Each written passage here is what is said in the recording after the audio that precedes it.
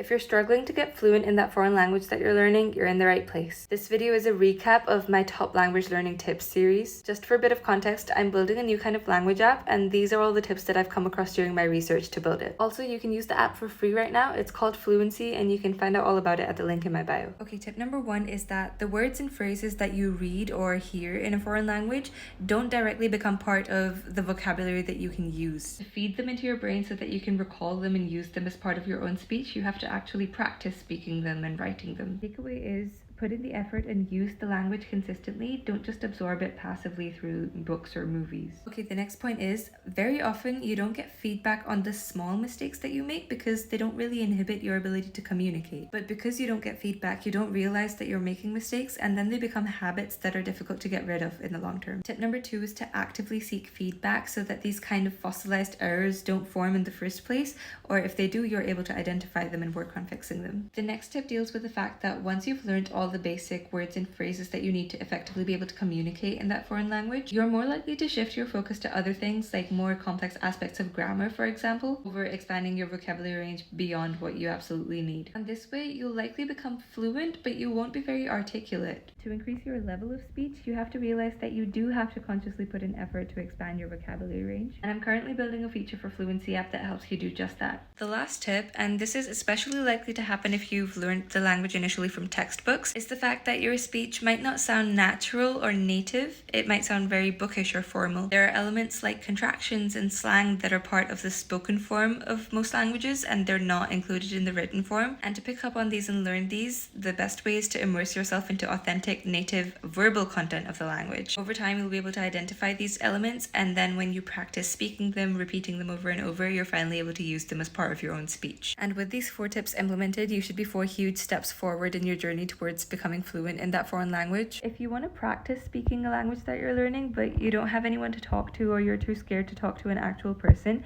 check out my new language app, Fluency. In the app, you can have conversations with an AI bot that talks to you just like a person would in the language that you're learning. Meanwhile, the app also gives you real-time feedback on everything that you say so that you can identify your mistakes and learn from them instantly. It's free right now, so go check it out at the link in my bio.